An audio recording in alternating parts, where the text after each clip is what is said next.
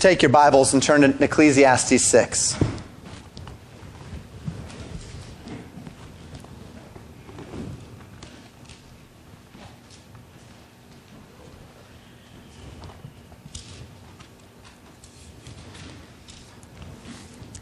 Ecclesiastes 6. Title of the sermon, A Common Evil Which Demands a Better Way. Next week we're going to begin talking about this better way. Today, Solomon is considering a common evil, what he'll call a great disease. We embark this morning upon the third general division of the book of Ecclesiastes as I've divided them in my outline of the book. I've given you that outline. It's on the back table. If you would like one, I did get more of them printed so that there are more of them out there. I give an outline of every book at the beginning so that, Lord willing, one of these days, we will have an outline of every book of the Bible as created in the manner or in agreement with my preaching and the way I've divided the book, so that you can have the outline and then you can have the sermons. And Lord willing as well, that's a help to you as you're studying the books out on your own, helping just gain a broader perspective of what we are learning about. Sometimes it's easy to lose the forest for the trees. We dig down, we get deep, and we forget the broader context of what's going on in the book. We forget where the arguments are going, especially in the epistles. Most people, when you read a letter, you don't read it a couple sentences a day over the course of a year. You read a letter altogether, and it's important that we understand, while we need to dig down and get to the depths of what God is teaching, it's important to understand that they're letters meant to be understood as a whole. And so each of these books is very similar in many ways, some of them more so than others. So we entered the third division of this outline, and recall the divisions as we broke them up. In chapter 1, verse 1 through chapter 2, verse 6, Solomon presents this initial conclusion that enjoyment in life is a gift from God alone, given to those of faith, but still only temporal in scope and in worth. Life is still temporary. Then in that second section, which we finished last week, chapters 3 through 5, enjoyment in life is a gift from God alone, given to those of faith, not taken of men by force or right. You can't have enjoyment in life, lasting satisfaction your way. It must be God's way. We must have God's design. We step into this third section today. Enjoyment in life is a gift from God alone, given to those of faith, and remaining in those who seek the better way. In other words, there is a template through which we find this better way. We've talked about it. We've talked about obedience. We've talked about recognizing God's design. Now we're going to dig down to the heart of some of these matters and understand the meat of finding this better way to live. And then we'll have our fourth section, where we realize that if we reject this better way, God will bring every work into judgment. And so we need to fear God and keep His commandments. This week we consider a common evil that undergirds the need for this better way. It is often the reality of failure or inadequacy that convinces us of the need to search for a better way, isn't it? We've perhaps all been there. I could point out stories of working in my life or whatever it might be. My dad and I working on something together in the garage or in the house, and we start doing a project and it's really hard.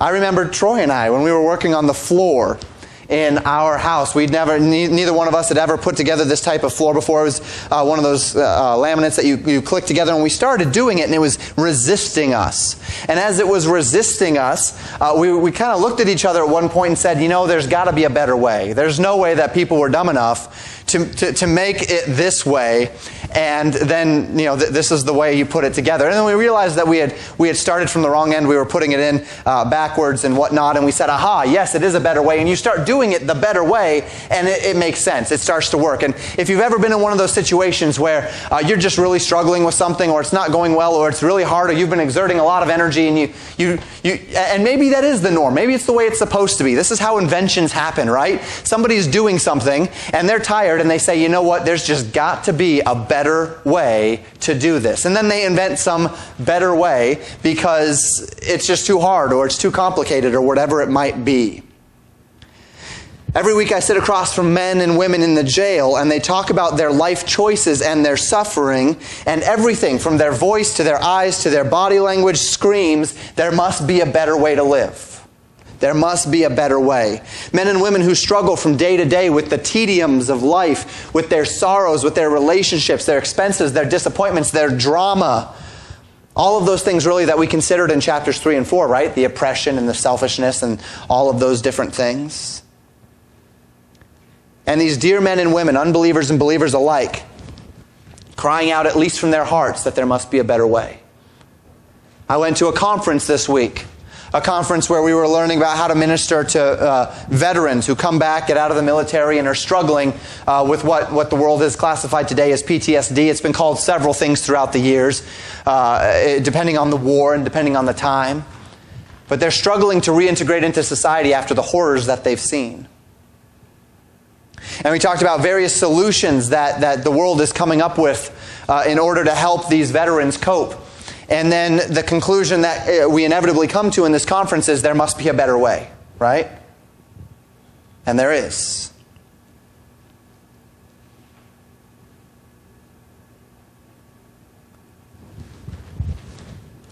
Until the day that we sit at the feet of Jesus, we struggle to find this better way. Like Mary at the end of Luke 10, when we listen and we learn, we find that what we think we want is not really what we want. The direction that we think we need to go in our hearts is not always the direction that we ought to go. And like the kind and loving God that He is, long-suffering and patient, He speaks to us through His Word. He asks us to take His hand, to follow His lead, and to find a better way. And so let us begin, before we wallow in the doldrums of the common evil which will convince us of the better way, to remember what this better way is. Before we dig down into kind of the depressing part of the sermon where we consider the evil, what is this better way? I'm going to give you a few verses. Psalm chapter 2, verse 12 says this: "Kiss the Son, lest he be angry, and ye perish from the way, when his wrath is kindled but a little. Blessed are all they that put their trust in Him." Proverbs 16, verse 20. "He that handleth a matter wisely shall find good, and whoso trusteth in the Lord, happy is he." Jeremiah 17, 7. "Blessed is the man that trusteth the Lord, and whose hope the Lord is." Proverbs 16, verse 20. "He that handleth..." How are you to do that one? I did. There. So good you got it twice. "He that handleth the matter wisely shall find good, and whoso trusteth the Lord, happy is he." Remembering as we dig into this common evil that there is a better way, and that better way comes as we submit ourselves to God's way. Trust His way. Let's dig into the text today. We're getting through the entire chapter 6 of Ecclesiastes today. The Bible says this in verses 1 and 2. Solomon writing, he says, "There is an evil which I have seen under the sun, and it is common among men. A man to whom God hath given riches, wealth, and honor, so that he wanteth nothing for his soul of all that he desireth. Yet God giveth him not power to eat thereof, but a stranger eateth it. This is vanity. And it is," notice this, "an evil disease." Solomon reinitiates our thoughts upon an evil disease. He calls this evil an evil which exists under the sun. Now, never miss this. Remember, he commonly uses this phrase, under the sun, to speak of those things that we consider outside of the providence of God. It's not that it is outside the providence of God. It is not outside of His control, but we're looking from an earthly perspective, from a man's perspective, as if when I look at this, I'm not considering God's part in this, I'm just considering man's part in this. The way man lives his life, if we can say, apart from God, or outside of the consideration of the divine. And he calls this evil one that is common among men, one which by testimony of the Bible we ought to see and be able to see regularly around us. After all, if it is something that is common among men, then you and I ought to be able to look around us today, even though it's some 2,050 or 2,500, 2,500 years or so after Solomon wrote this, even more so actually, probably closer to 3,000 years after he wrote this. We ought to still be able to look around today and find it, right? Because it is common among men. And what is this great and common evil? Well, Solomon describes it as a man unto whom has been given riches, wealth, and honor. A man who lacks in no necessity, either small or great. He has everything that he wants, or he can have everything he wants. Now, take note that we're still talking about riches today. Now, we've talked about wealth and riches a great deal in the book of Ecclesiastes, and we'll find it more. But we are going to dig down, again, to a deeper root cause this morning. So bear with me as we continue through the ideas of wealth. I know we've talked about this. I know we don't necessarily need to cover the same ground many times, although, really, as a philosophy of general study, if the Bible repeats something often, we should probably be repeating it often as well, right? If the Bible doesn't repeat it often, then it might be good for us not to necessarily major on it as much as say something that the Bible repeats over and over and over and over and over again. It means God wants us to perk our ears and pay attention, right? So this man he lacks no necessity, whether small or great. But the great evil, what Solomon calls the evil disease, is when God has given this man these resources, but has not given him the power to enjoy them. When another man eats of the good of his labor. Now, the question becomes, what does this mean? We spoke in chapter 4 about the evil and the unbiblical ideology which is becoming very popular today. Communitarianism, communism, socialism, all of these ideas. We spoke of that, this great evil, an ideology whereby authorities compel men who earn to support those who do not. And we're careful to mention that this ideology is not evil because it wants everyone to be cared for, because that's not a bad thing. It's not a bad thing to want everybody to be cared for, is it? To want everybody to have general necessities. That's not why this ideology is bad. This ideology is bad, it's evil, because it does not by design take into account the sinful nature of man and his propensity to be motivated by personal advantage. It ignores the fact that man is sinful. As a matter of fact, socialism, communism, these ideologies assume man is inherently good. That's the whole point. They assume that if we could just get rid of poverty, if we could just get everyone educated, then crime and evil would go away. Right? We've seen it this past few weeks with the terrorist attacks. People keep saying the reason why these people are terrorizing others, are killing others, is because they feel marginalized. It's because we're hurting their feelings, and they're responding to us hurting their feelings by killing us. And so we had a president for 8 years who incessantly apologized to them and told them just how evil we are and how good they are. And it didn't work. And it will never work. And it can't work. Because it's not about them feeling marginalized. It's about evil hearts. Poverty is not what causes evil. Lack of education is not what causes evil. And these ideologies believe that man is naturally good, so then evil must come from external stimulus.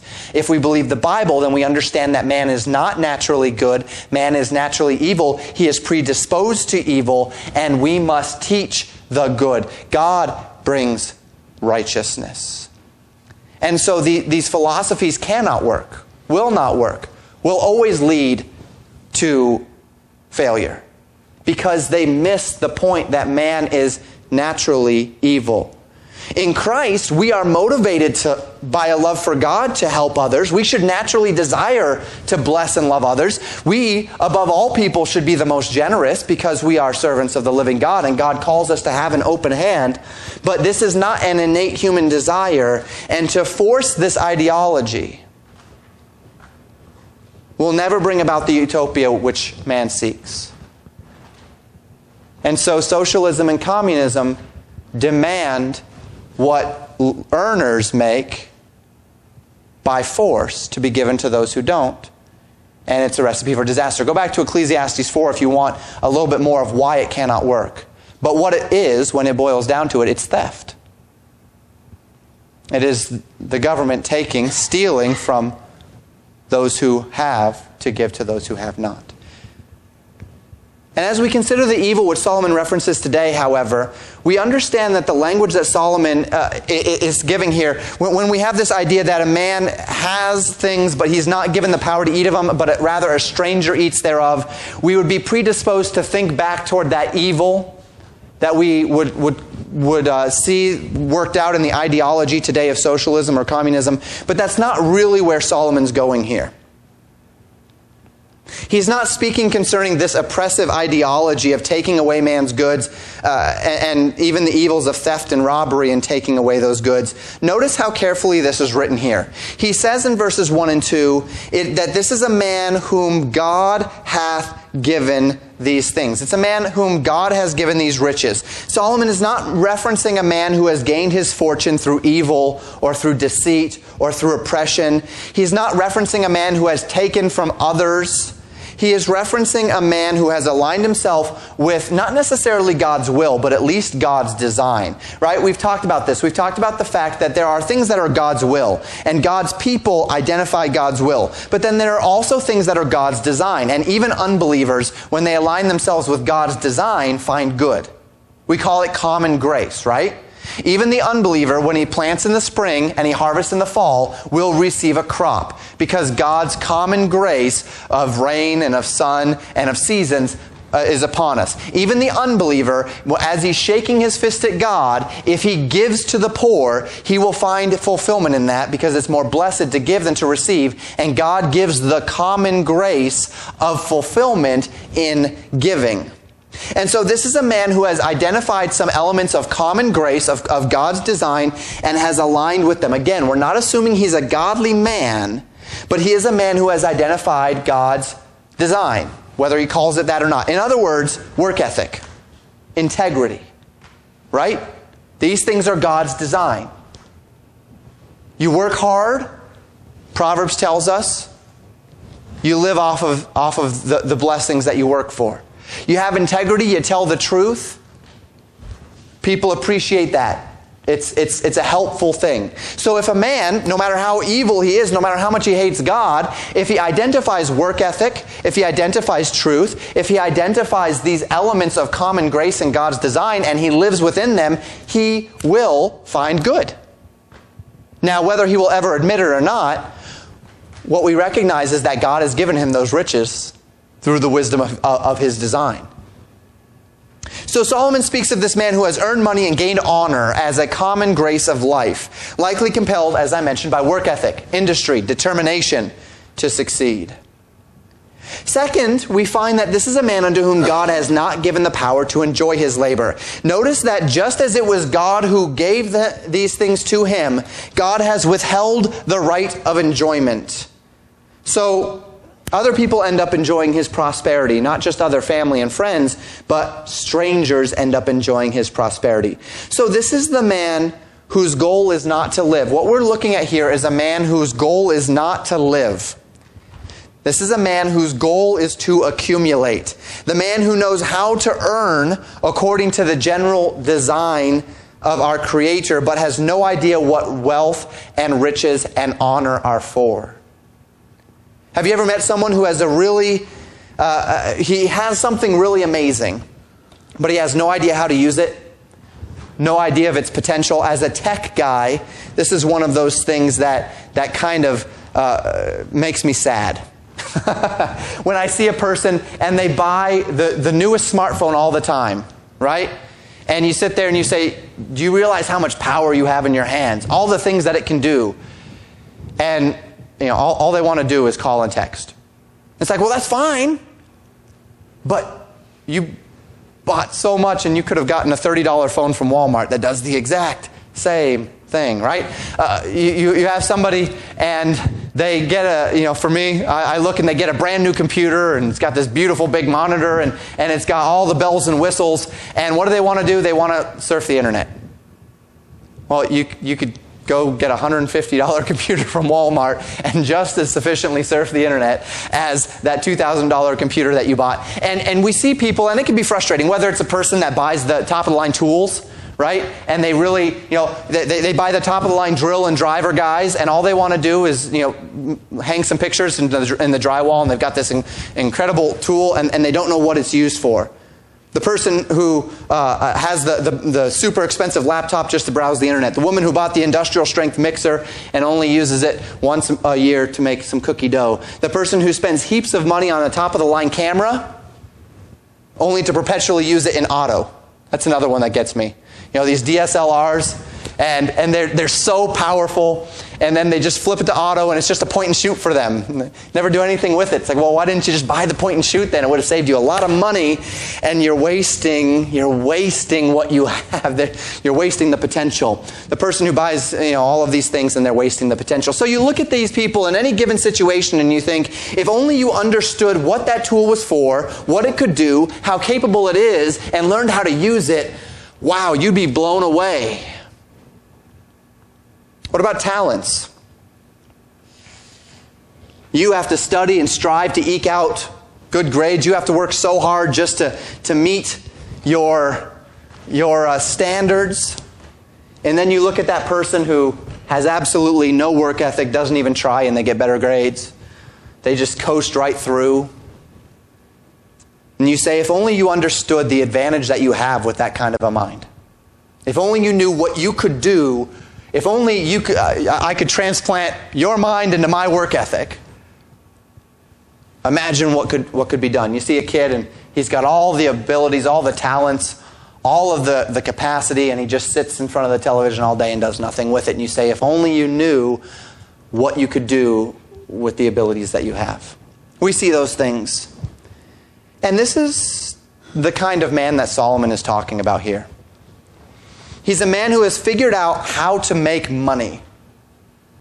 He's figured out God's common grace enough to reap the blessings of riches and honor so that he can have anything he wants.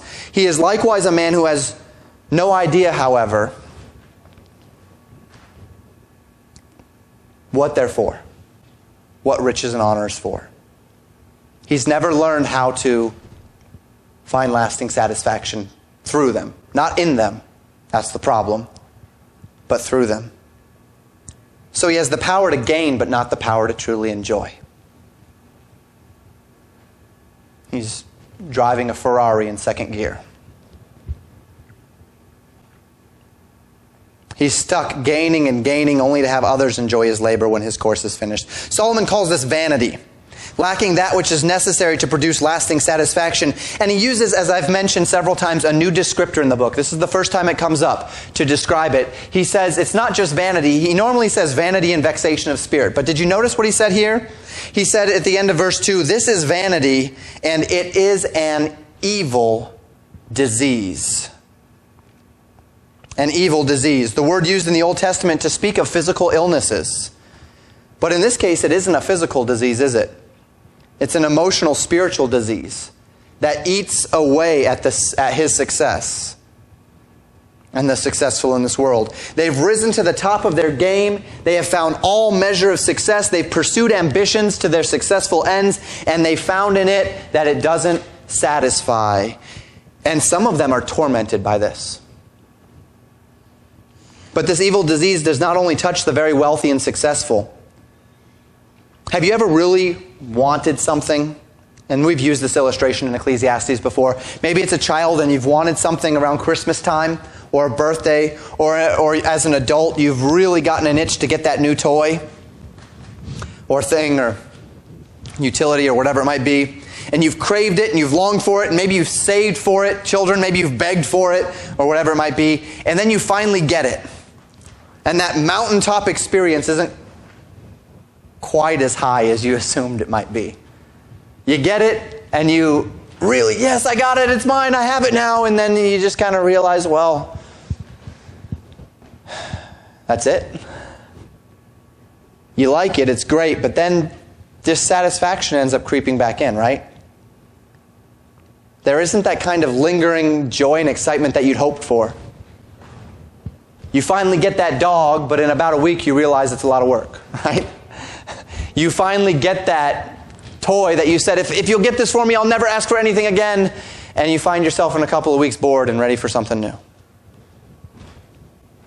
Eventually, it all ends up in a garage sale, sold for a portion of its value, or in a drawer collecting dust, right?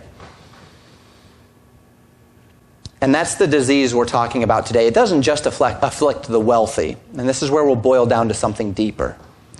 When a man, a believer or an unbeliever alike, has identified God's design enough to have the power to get.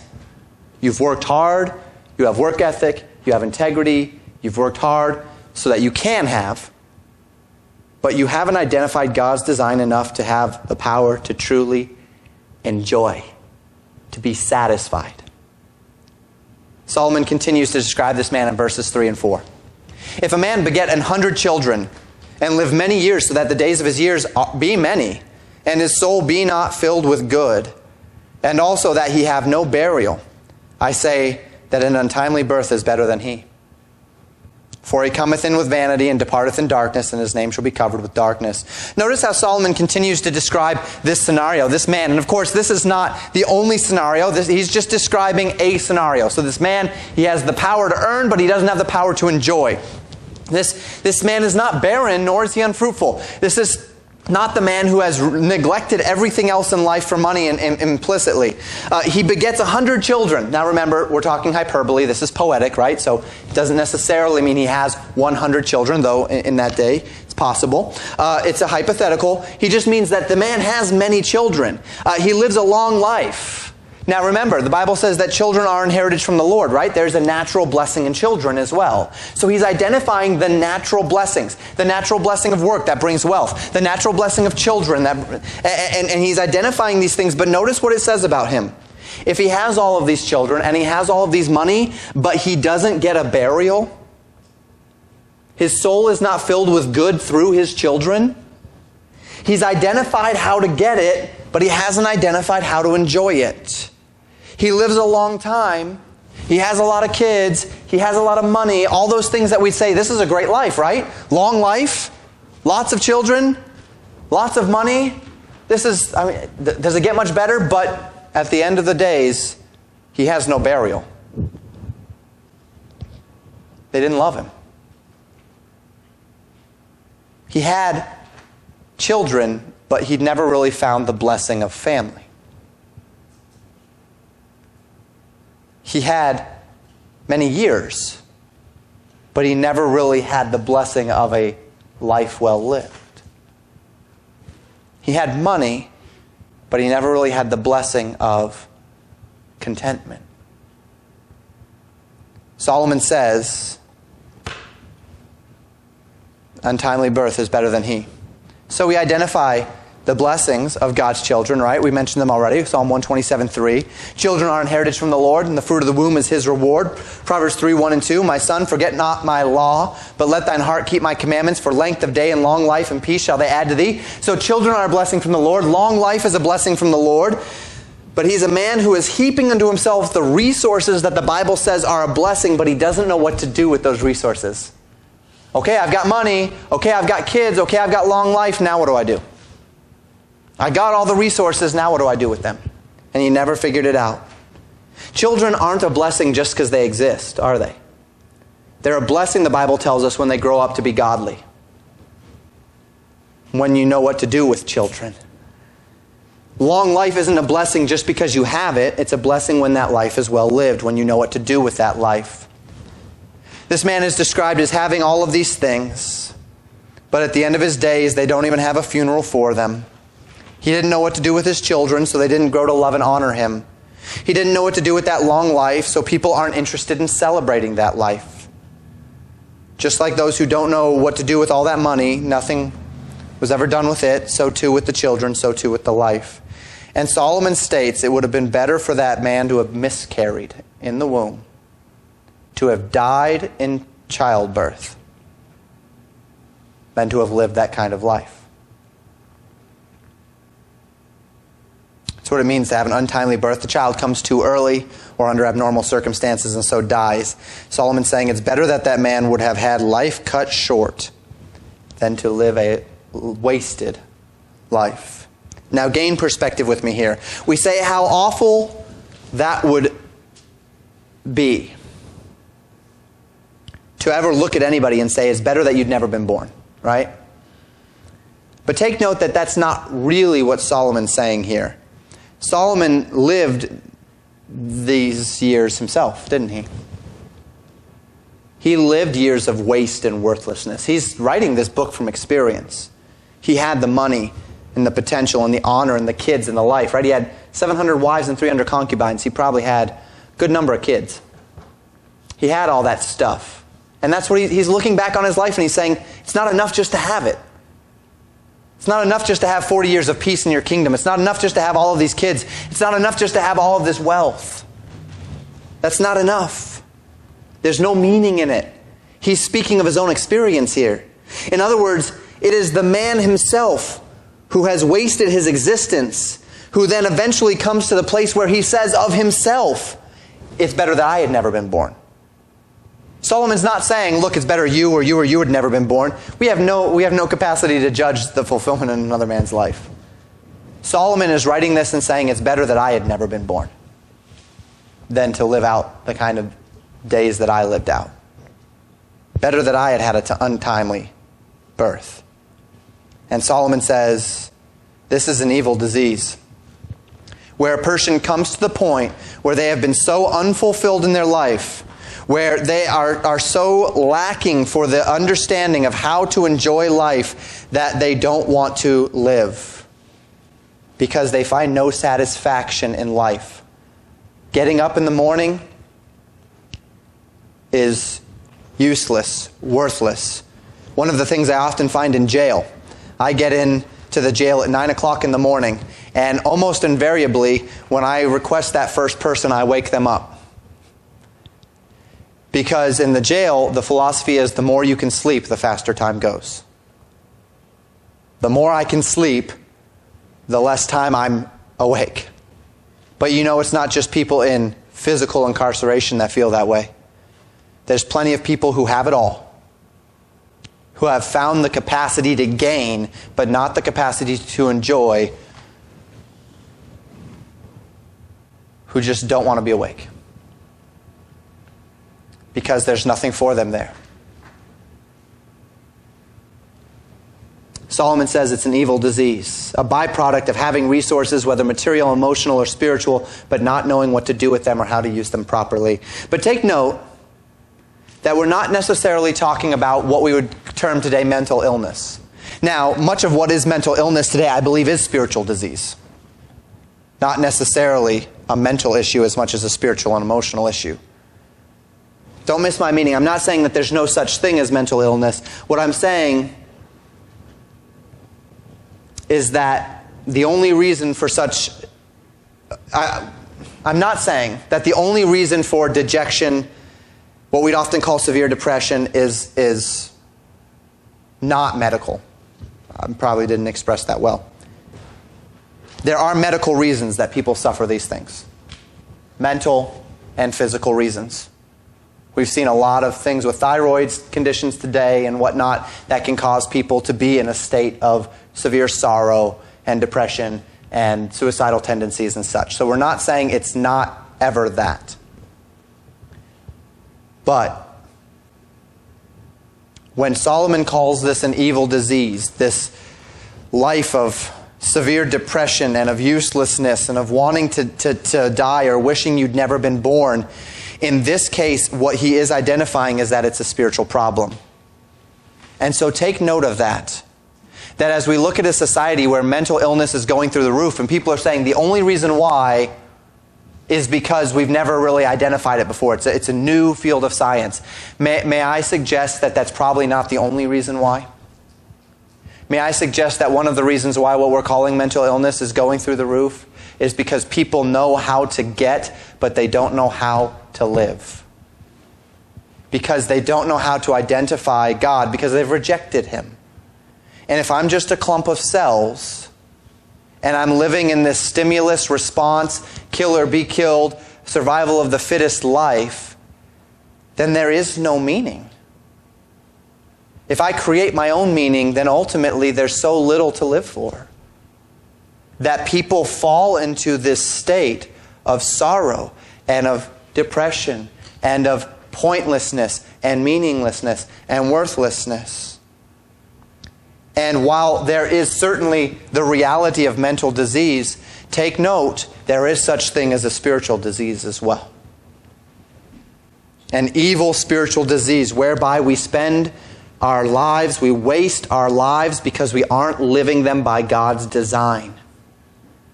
And the very thing which our deceitful heart tells us is what we want, the very thing that our deceitful heart tells us is the cure, is actually the carrier for the disease. Go stand in line for 6 hours, 8 hours, 12 hours to get the next iPhone, and you'll be cured of your desire. Well, it's actually the carrier, isn't it? It's actually feeding the desire. Go make a whole heap more money, and once you have enough money, then you'll be cured of this longing. And you make the money, and you find out, if you're wise, that the money was actually the carrier of the disease, not the cure.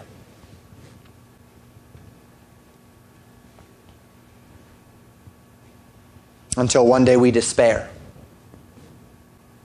Because you've tried everything, and nothing's working. And so we begin to think that it's better just to have had an untimely birth, where we come in with vanity and we depart quickly in darkness, and our name is nothing more than a memory. And we don't have to live through those days of sorrow. Solomon continues to describe this stillborn baby, saying, "Moreover, he hath not seen the sun," verses 5 and 6, "nor known anything. This hath more rest than the other. Yea, though he live 1,000 years twice told, yet hath he seen no good. Do not all go to one place?" Do you see his reasoning here? The baby who sees the sun, who never sees the sun, who never knew anything, never had to be troubled by life. He has more rest than the person who lived 2,000 years, because he's not going to find it just in time. Solomon says, even if a man lived 1,000 years twice over, but simply continued along this same path, there would be no difference. The cure doesn't come in time. When a person dies at 80 years old, having not been fulfilled, we can't just say, well, if he'd only had another 20 years, then he'd be fulfilled. Right? We can't say that. Well, he lived to be 120 years old. Well, if he only had another 120. He lived to be 1,000 years old. If he only had another 1,000, then he could find happiness finally. It's just that he didn't have enough time. No, Solomon says it doesn't matter how much time you have. If you stay on the same road, if you stay on the same path, you're never going to find the new result. Wasn't that Albert Einstein's great quote? Insanity is expecting different results to the same process. Something to that effect, I'm paraphrasing. Whether he dies at birth or lives to be 2,000, Solomon says, the quality of one's life, the worth of one's existence changes little if this evil spiritual disease is not taken care of. And after all, you both go to the same place, right? You both return to dust. So at this point in Solomon's life, when he was thinking this, not necessarily when he was writing it, because he'd come out of it by that time, but when he was thinking this, he was at the point of saying, well, if the baby returns to dust, and I'm going to return to dust, then why not return to dust before you have to deal with all the troubles of life? Before I have to deal with the pain of unfulfillment and the sorrow that life brings. You know, there are millions of people that live this way every day. Millions of people. Suicide rates are through the roof in this country. People are literally saying, it had been better if I had had an untimely birth, and then they're taking their lives. What's going on? Is it really just an outbreak of mental illness that all of our wires are crossed? Now, certainly our genetic pool is watering down. We know that over time. We're copies of copies of copies of copies, so it's bound to happen. But what if there's something else going on? What if there is a better way that can lead to happiness and fulfillment, but people just aren't finding it? What if it's not in materialism? Poverty is at an all-time historic low in the world. Poverty has been cut in half in the past 50 years. worldwide poverty. So is it really a money issue? Is it really an education issue? Is it really a crime issue? Or is this something else? Is there there must be a better way. Every disease manifests itself in symptoms, doesn't it? We talked about this a little bit with the gospel this morning when we were talking about the gospel. A fever, achy bones, coughing, sneezing, runny nose, headache, they're all symptoms that reveal deeper problems. Pain. It's not enough simply to cover the symptoms. We need to cure the problem. So what are the symptoms of the great spiritual disease that Solomon is speaking of here? Verse 7. All the labor of a man is for his mouth, and yet his appetite is not filled. One of the symptoms of this spiritual disease is a man who craves but can never be satisfied. He wants, no matter how much he has, he longs for more.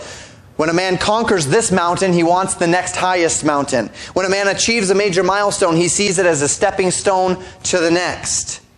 In many ways, this indomitable human spirit is one of the things that makes mankind so special and so wonderful, right? The constant pursuit of more. We seek progress. We want to grow. We want to test the limits of our own understanding. We want to test the limits of our capacity, of our achievement. Now, the disease is not that we are capable. The disease is not that we strive to be better. The disease is when we make this appetite the God of our life. So that our life is defined by more and better and next. If I may boil it down for you, and this is where we're going with this, I'm going to give away the ending here. The disease is self. The great disease is self. When you experience dissatisfaction with some element of life, and something inside of you seeks to convince you that something in this world could be the source of satisfaction, but you just don't have it yet. That the grass is greener, that if only you had what your neighbor has, that if only you had what they have, or if only you were like them, if only you had their looks, if only you had their talents, if only you had their money, if only you had their intelligence, then you'd be happy. But what's keeping you back is something in this world. From happiness, you know that you have this evil disease. And it's not a mental disease, folks. It's a spiritual disease. It's a spiritual disease. And it's the essence of the human condition. It's the whole reason why, by the way, the economic ideology of capitalism is so successful. We talked about socialism and communism. Why is capitalism so effective? Because man labors best when he labors for himself. Because man works hardest when he perceives that there's something personally to gain, right? I'm not going to work hard just to let somebody else take it all, but I will work hard if I get it. Anyway, Solomon asks, Proverbs 16:26, or he says this, in Proverbs 16:26, he that laboreth for himself, for his mouth craveth of it. We labor for ourselves, and we do this because we have an insatiable appetite to have. But notice what Solomon continues to say, and he asks this in verse 8. For what hath the wise more than the fool? What hath the poor that knoweth to walk before the living? Lines of wealth and prosperity are not drawn between wise men and foolish men, are they? There's plenty of foolish rich men and wise poor men. And even a poor man, Solomon says, who understands how the world works can achieve general contentment in this life. And Solomon is confused by this in the evil disease phase of his life. That, look, I can look at a poor person and he can be content. Whereas I can look at a rich person and he cannot. We talked about this last week. Solomon lamenting the fact that the poor man can sleep well and the rich man can't sleep at all because he's troubled. Indeed, no man, whether wise or foolish, rich or poor, can satisfy his desires on his own, but there is a solution, a principle which undergirds this quest for satisfaction. Verses 9 and 10. Better is the sight of the eyes than the wandering of the desire. This is also vanity and vexation of spirit. That which hath been is named already, and it is known that it is man. Neither may he contend with him that is mightier than he. Solomon says, better is the sight of the eyes than the wandering of the desire. May I put it this way? Better is what you have in front of you than what you want. Better to be content with what you have than to always want something that you don't. Better to take what you have and say, I've got it, so let's enjoy it, than to say, I'm not going to enjoy anything because of what I don't have. The symptom of the evil disease is that our eyes are wandering in desire. We are so selfish that our eyes are wandering in desire at the expense of what we already have been given. But better still, Solomon says, for us to understand that things, whether it's that which we have or that which we don't, simply cannot satisfy. That's what he says here. The thing, that which hath been is named already. The thing which has been is already named. That regardless of what we strive for, we're still only men. Better if we get the perspective that no matter what we want or have, what we don't have, we're only men.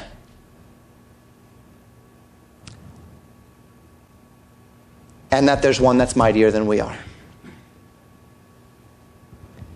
That we're better if we recognize that we have no capacity, no matter how hard we try, to change God's design. And so far better, because He is mightier than we are, to stop contending with Him that is mightier than Him. Stop contending with the Lord and start aligning with the Lord.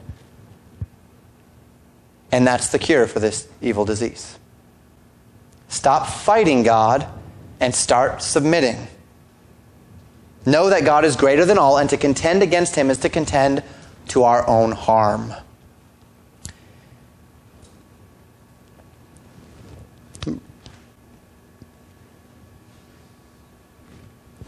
We continue in verses 11 and 12. Solomon says, seeing there be many things that increase vanity, what is man the better? For who knoweth what is good for a man in this life, all the days of his vain life which he spendeth as a shadow? For who can tell a man what shall be after him under the sun?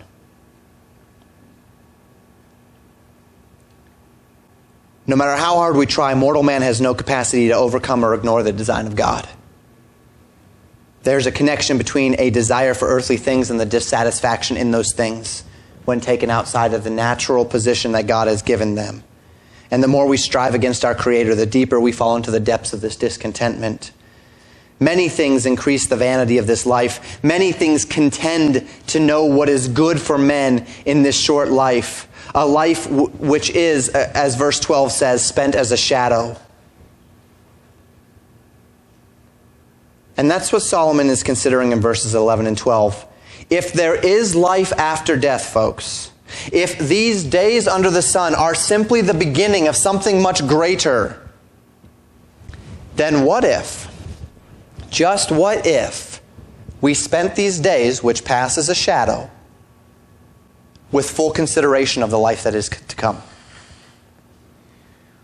This is what we're going to talk about in depth next week. The better way. And Solomon contends with this, that if living for the things of this life will not satisfy, then maybe we should try something different. Let's live for the life to come and see if that changes things. And what we'll find over the next several weeks is it does dramatically change things. In other words, may I put it this way? We talked earlier about those times when you're really struggling to do something and then you exclaim, there simply must be a better way. Well, let's go one step further. I mentioned already Albert Einstein's quote that insanity is doing the same thing over again and expecting a different result or something effectively like that. What we're trying to do when we attempt to prove that things can satisfy from generation to generation is we're simply going from generation to generation saying that the last generation didn't have enough. And our generation can finally make things happen if we have enough things. The last generation said, well, yeah, this generation has done a good job at decreasing poverty and education, but you just didn't do enough. And if we just had a little bit more. And so we strive for it. And then the next generation comes and says, well, yeah, that generation did really well too, but just not quite enough. If we could just do a little bit more. And if we could just boil it down, it's insanity. That we're trying to take the very things that have failed generation and generation and generation since the beginning of man. And we're still trying to make it work. I can still make it work.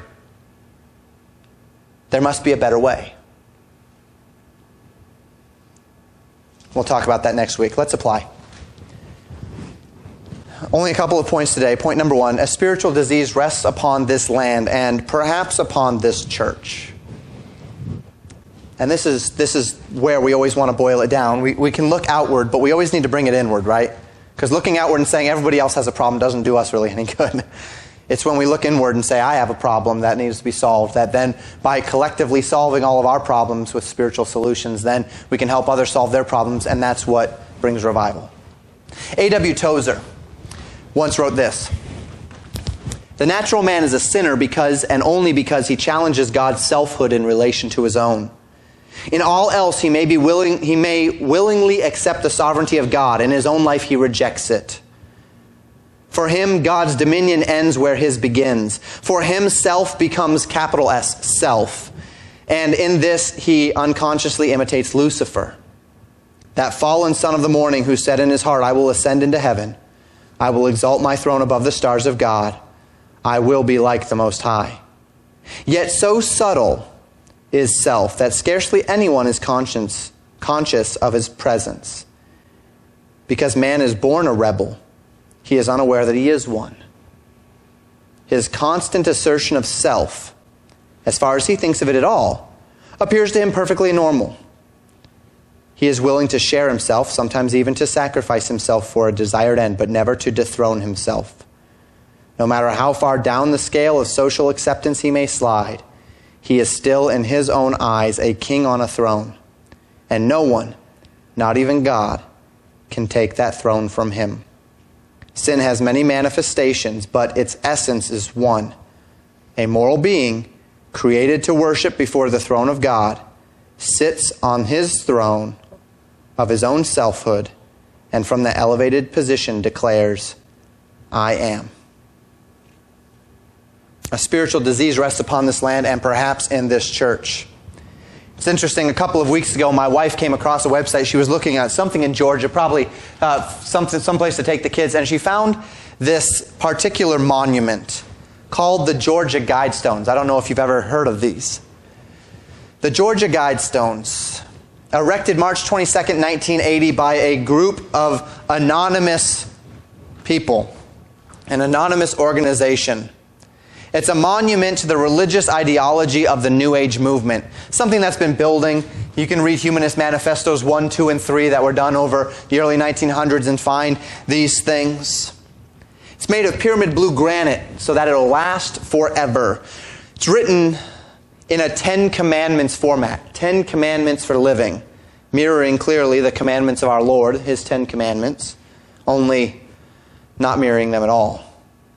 The content of these 10 Commandments, written in 8 primary languages: English, Spanish, Swahili, Hindi, Hebrew, Aramaic, Chinese, and Russian. The other languages represented on the stones are all languages of New Age occultism: Babylonian, Egyptian, Greek, Sanskrit. The stone is oriented to plot the rising and the setting of the sun. It's meant to teach physical lessons, physics and astronomy and such. Effectively, it's supposed to be when we all blow ourselves up and humanity is trying to rebuild and relearn knowledge. This is supposed to be their new 10 Commandments for the new dawn, for the new age of humanity, when we've all killed ourselves, so that humanity can be built on this new age thinking and not destroy themselves again. And really what it is it's a manifesto to Lucifer. The 10 points are these. First, humanity, maintain humanity under 500 million people in a perpetual balance with nature. Number 2, guide reproduction wisely, improving fitness and diversity. Number 3, unite humanity with a living new language. Number 4, rule passion, faith, tradition, and all things with tempered reason. Number 5, protect people and nations with fair laws and just courts. Number 6, let all nations rule internally, resolving external disputes in a world court. Number 7, avoid petty laws and useless officials. Number 8, balance personal rights with social duties. Number 9, prize truth, beauty, love, seek harmony with the infinite. Number 10, be not a cancer on the earth, leave room for nature, leave room for nature. As you read those with me together, you find that they are a wholesale rejection of God's design. A wholesale rejection of God. Now, there are a few things in there that are obviously good. Justice is a good thing as long as you define it right. Love is a good thing as long as you define it right. And yet what we see here is a manifesto of not just Lucifer, but of what we will see come to pass with Antichrist. This is the pinnacle of humanity saying, if only we could get to this, then we'd finally find satisfaction. Finally find utopia. And do you know what they're saying? A population of the earth under 500 million, what they are saying in suggestions number 1 and 2, let me go back. What they're saying in suggestions number 1 and 2 is that 12 out of every 13 people on the earth today is a mistake and needs to be wiped out. Right? 7 billion people on this earth, 12 out of every 13 people effectively need to be removed from this earth. You want to know why Planned Parenthood, the fight over abortion is so strong?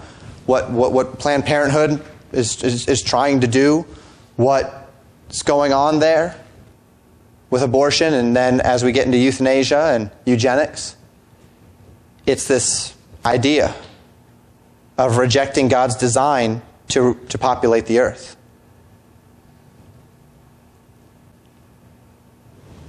Notice that third one. Unite humanity with a living language. Undo what God did at Babel. That's what they're saying.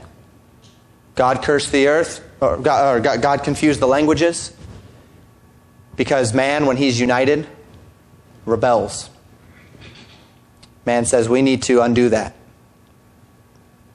Fourth, suggests adding reason to faith. But without faith, it is impossible to please him, right? 5, 6, and 7 suggest centralized power over the whole earth. Man being one, exactly what Nimrod attempted to do with Babel. The final 3, 8, 9, and 10, assert what is often called man's spark of divinity, that we are one with the divine, that we are our own gods, that we can become gods. What Friedrich Nietzsche called the Superman. It's exactly what Hitler was trying to do with his eugenics program. He was trying to create the master race, the Superman. The next step in human evolution, where we get rid of anybody that's weak and feeble. And by the way, according to Friedrich Nietzsche, the very top of that list is not the mentally handicapped or the physically handicapped. The very top of that weakness list is the born-again Christian. The most evil and worst person on the earth in this Superman theory is the born-again Christian. The anonymous people who constructed this monument constructed it as a rebellion against God, a granite monument to the God of self. Lucifer said one day, I will exalt myself above the heavens. I will be like the Most High, the God of self. But you know it will never be so, will it? This utopia that they seek is impossible. It can never be so. It can never be so because the problem with the world is not the number of humans. It's not the faith of humans. It's not the structure of governments. The problem is not a communication problem. It's not a social problem. The problem is a sin problem. There's an evil disease that is among us, friends. And it's the disease of self. But let us leave ideological zealotry and consider the lives of our dear neighbors, friends, and loved ones. Let's consider our own lives. Do you see the symptoms of the disease in the society in which we live? Do you see the symptoms of the disease every Black Friday?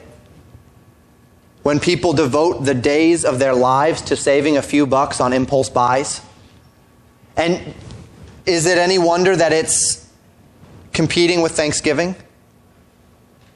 That the divine command to be thankful has been usurped by the evil disease of self? That's not an accident, folks. It's not a coincidence. You see the symptoms of the disease in commercials and billboards and credit card offers that allow people to perpetually transfer their debt from one card to another so that they continually buy and buy and buy, even at the expense of their financial well-being, because we're still looking for that golden ticket that will satisfy all of our desires, casting off the design of God to live with an eye of contentment, to pursue with all of our might the God of self. You see the symptoms of the disease in the new fads, sexual fads today of transgenderism and trans everythingism, transracialism, trans this, trans that. Casting off the design of God, saying, I'll only be content if I, as a white person, can become a black person, or if I, as a man, can become a woman. Then I'll find contentment in the God of self. It's the same evil disease, folks. It's manifesting itself in all sorts of ways. And some of it's socially acceptable, and some of it is not. And by the way, some of it is socially acceptable in the church even, isn't it? While other is not. And there's certain things that we say, no, you can't do that. And there's other things that we'll just turn a blind eye to. And it's all the same God. It's all the same evil disease manifesting itself in different symptoms. It's the disease, this evil disease of self. But as with all, we turn our minds inward most of all, our hearts inward, because we carry this disease of self in us as well, don't we? As believers, the power over this disease is broken. The mind of Christ, a mind of selfless humility, even unto death, has been placed into you, and you can assume it, but it's going to take some perspective, some work. The question is not, can self be defeated in your lives? Because on the cross, Jesus defeated the disease. The question to our point then is this: is it actively being defeated in your life?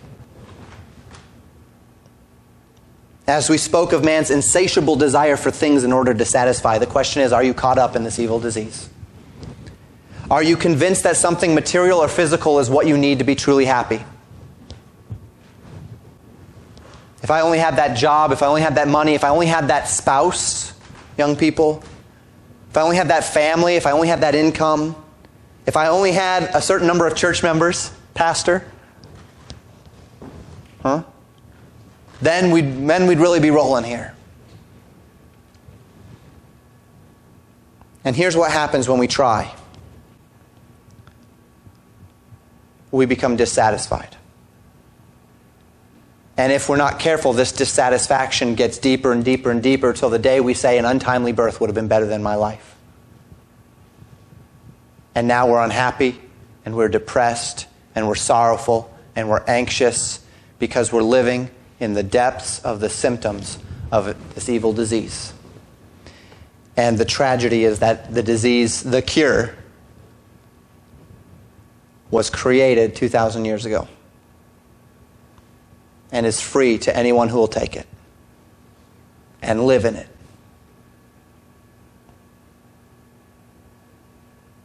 What are some of the common things used to dull the craving? New stuff, right? Buying new things. In our culture particularly. You get something new, you feel good for a little while. Then it gets old and you need something new again. Maybe just looking for new stuff, shopping, right? The constant, it's almost like a small little dose by just lusting after everything you can't have. What about constant amusements? If I can't dull the desire, the feeling, then I'll just forget. Play video games all day, watch movies all day, watch sports all day, use TV to distract me from life, to distract me from the ache, to check out from this world. Why are video games so popular today, especially the massively multiplayer online games, role-playing? Why? Because what people, particularly young people, are not accomplishing in life, they feel like they can accomplish digitally. And so they achieve something, they earn achievements, right? And they feel like they've actually earned something when all they've done is sat on the couch for hours and hours and hours and hundreds and thousands of hours, trading their life for a false sense of achievement and for a false sense of fulfillment. It's an evil disease, folks, and it's all around us. Drama. Have you noticed that there's people today, particularly in the millennials, who have grown up on sitcoms? There's a large contingency of people today that feel like if something's not going wrong, they're not happy. And so they have to bring drama into their lives in order to be happy. If drama's not there, they have to create it. Gossip, clicks. And you say, why is it always dramatic around them? Because they have to have drama. It's what fulfills them. It's what brings them some measure of satisfaction to self. Because the fingers have been pointed at them. The eyes have been turned to them. You see it on social media. You see it in real life. Certainly drugs and alcohol. Self-medicating. Filling your bodies with substances that can allow you to check out of reality so you don't have to face what is. You don't have to face the pain, the depression, the longing, the lack of satisfaction. Just forget it all. Relationships. Pursuing many shallow relationships, perhaps even sexual in nature, for the temporary satisfaction that fills the void. There are even Christian things that have been designed to serve self. Going incessantly to conference, from conference to conference to conference to concert to concert to concert. All Christian conferences and Christian concerts in an effort to give you a pick-me-up to get to the next one. As a matter of fact, that's what a lot of churches are today, right? You come and they say, we're going to do nothing but inspire you. So that you can leave inspired. Why? Because your life is so bad during the week that if you don't come Sunday and get your inspiration for the week, you just end up in despair. So don't say anything negative. Don't talk about sin. Make sure that your music is really upbeat and lively so that people leave feeling like, well, I was a screw-up before and I'm not going to be a screw-up anymore. What's going on there? It's the symptoms of self, this evil disease that is binding people. And we're just looking for a little bit of a shot of adrenaline to get us through to the next shot of adrenaline. We can try to fill the void of satisfaction with busyness in the church. You keep yourself so busy so that you don't have to be distracted with all that God stuff, right?